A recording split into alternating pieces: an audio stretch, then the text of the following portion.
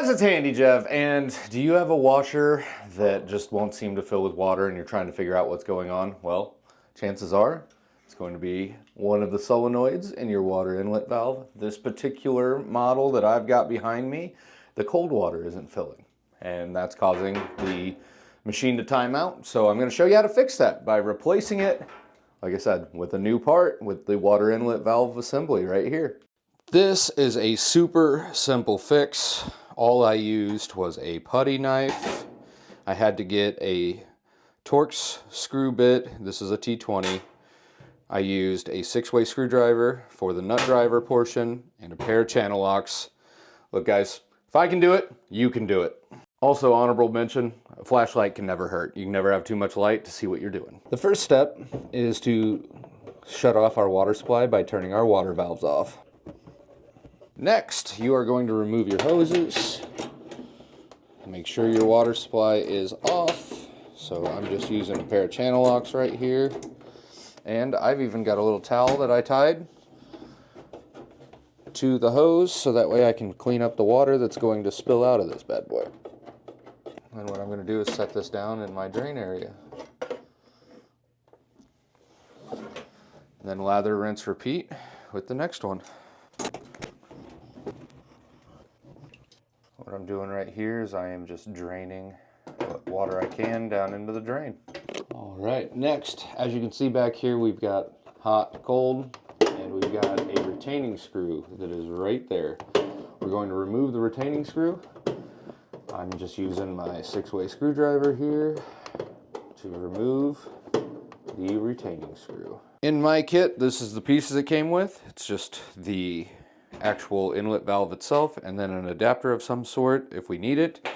So if you need one of these, I will leave a link down below in the description because this was pretty cheap off Amazon. After you have removed the water, go ahead and pull your power cord so that way you don't go zappy zap. Then there are 2 clips on each side here. So what we're going to do is take a putty knife, try to sneak it in there, see if we can get it to release. My putty knife might be too big, so the other step you can do is actually take your hand and go down in here and find that clip, which I'll see if I can show you here. It is right there. And you're just going to squeeze it and push up, which I can't do with the camera, but I will do and show you up above. So I was actually able to get my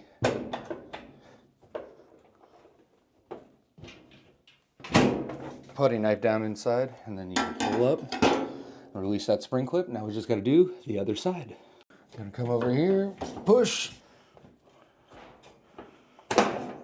and it came off just like that. So now what we're gonna do is go ahead and pull up. You could also have just laid that back, but now, as you can see, here is our water inlet. Next, we have to remove these 2 screws right here. They are Torx, so we're going to come on in here and just loosen these up. Now, the good news is that baby is free. So we go ahead and pull it out. Next thing to do is to trace your wire, which this one happens to connect right here, and just pull right out. You just got to squeeze this little clamp. It's right here at the end. Then go ahead and remove our wires here, and now our entire assembly is free. Then you just got to bring the new one back in and reroute the wire, come on back down, and then go ahead and plug your plug right back in. Then we must guide this bad little rad right back to its home where it belongs, and then put our screws right back in. Once you have finagled your new piece back in, we are going to come back in with our screwdriver and go ahead and put our screws back in and tighten them down. It's worth noting there is a little bit of an adjustment here so that you can get your inlet valves exactly where you want them to be. Back here. Essentially, we're just putting everything back where it belongs, so this will go right back to its home. Make sure that everything is lined up the way that it should be, there is a direct way that the back should look, and I will show you. This tab is out right here. These white pieces are over. Also, it is worth noting when you're putting this back that make sure that you get everything where it belongs. There are little latches in the very back here to make sure that everything stays lined up. Then just push her back down. Now we are going to lean over and replace that retaining screw. Just button everything back up the way that it needs to be. And now we are going to reinstall our hoses. Go ahead, just tighten this bad boy up. Do the same thing with the other hose here. And we are going to come in with our channel locks and just put the icing on the cake here. Make sure that there are no leaks once we go ahead